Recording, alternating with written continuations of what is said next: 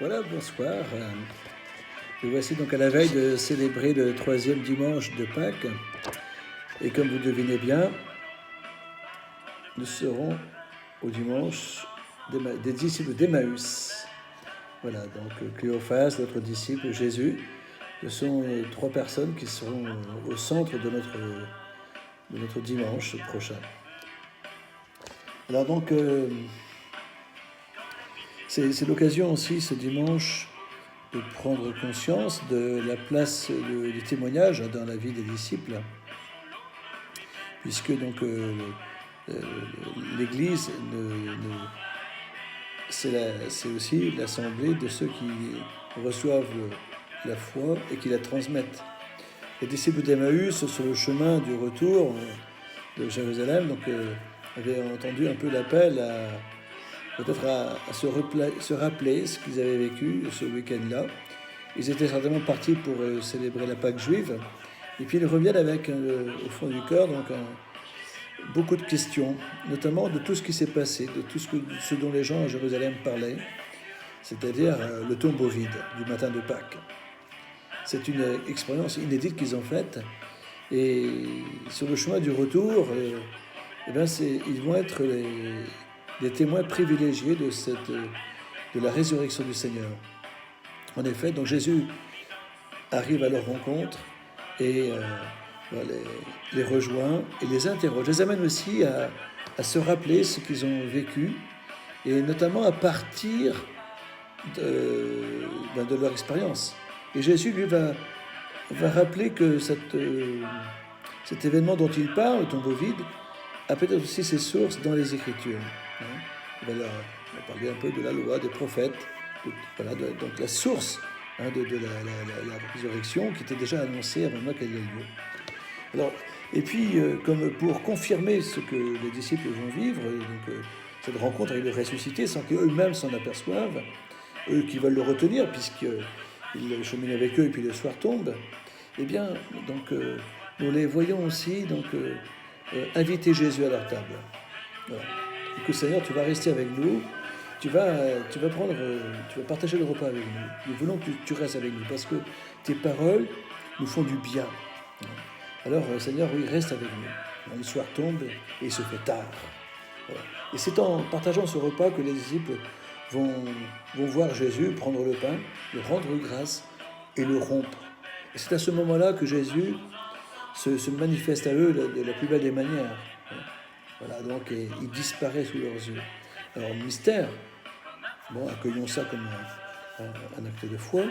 Eh bien, les disciples, la première réaction qu'ils ont, c'est de dire, mais notre cœur n'était-il pas tout brûlant tandis qu'il nous parlait en chemin?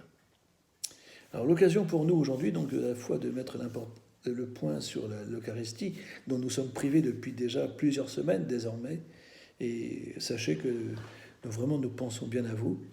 Et puis c'est l'occasion aussi pour nous de se dire, mais l'importance de l'Eucharistie. Alors l'importance de l'Eucharistie et qui va être manifestée en particulier, je pense à un événement qui devait avoir lieu au mois de septembre à Budapest et en Hongrie et qui est finalement reporté à l'année prochaine. C'est le Congrès eucharistique international.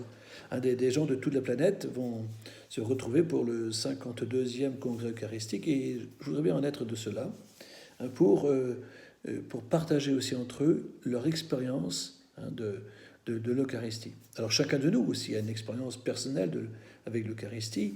Soit vous êtes habitué, soit vous vous en privez volontairement, ou soit vous ne savez pas ce que c'est. Mais aujourd'hui, nous voulons aussi peut-être nous le rappeler, que Jésus donc, nous invite sans cesse, chaque dimanche, à l'Eucharistie.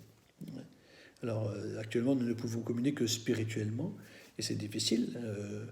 Je le comprends pour beaucoup d'entre vous qui peut-être dans votre vie n'avaient jamais loupé un seul dimanche à la messe.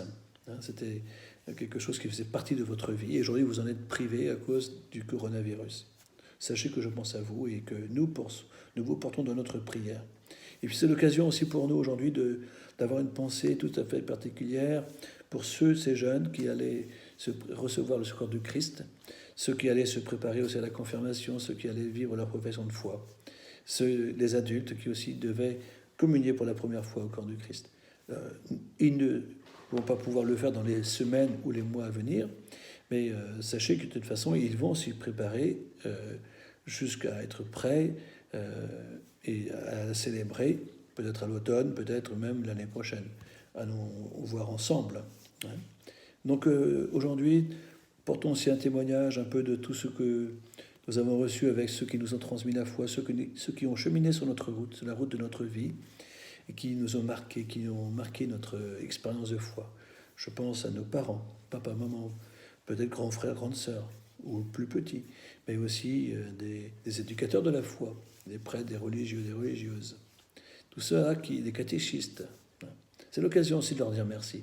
N'hésitez pas donc à leur dire un petit mot pour dire merci aussi de vous avoir préparé à l'Eucharistie, si tant est qu'ils sont vivants actuellement encore.